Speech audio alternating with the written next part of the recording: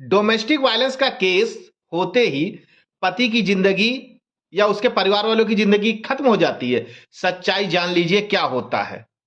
भारत में protection of women from domestic violence जो है एक्ट 2005 के तहत जो आया है, धारा 12 के तहत पत्नी एक केस फाइल करती है। क्या करती है कि उसमें कहती है कि पति ने प्रताड़ित किया, उसके माँ बाप ने प्रताड़ित किया, उसके रिश्तेदारों ने प्रताड़ित किया। तो ये सब चीजें ये शिकायत हो जाती हैं।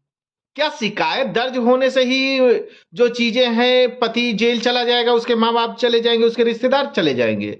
ऐसा नहीं है। कानून सबके लिए बराबर है। पति को भी सुनने का हक है, पत्नी को भी सुनने का हक कानून के द्वारा है। दोनों को कानून बराबर सुनती है, लड़के पक्ष को भी लड़की पक्ष को भी।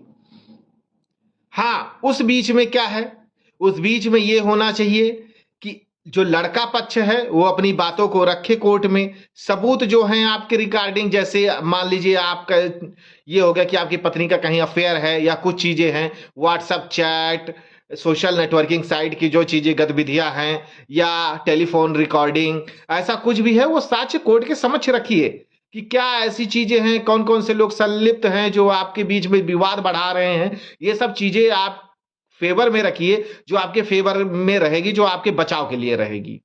लेकिन उस बीच में हमें समझदारी भी करनी है। कोर्ट द्वारा मान लीजिए कोई आदेश दे दिया गया, तो क्या हुआ कि उस आदेश को, उस सम्मान को आपको उसका का सम्मान करना है। आप उसको, उसके लिए जो चीजें घटनाएं हैं, जो सम्मान है, जो चीजें बातें हैं, उसका आप सम्मान करिए, कोर्ट के आदेशों का सम्मान करिए।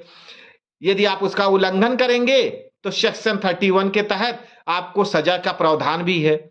इसलिए आप अपनी चीजों को जानिए, कानून क्या है, कहां पे आपको बचाव करना है, कैसे रहना है, कानून की समझ रखिए, तभी आपका बचाव संभव है। कोर्ट में आप अपने पक्ष को मजबूती से रख पाएंगे।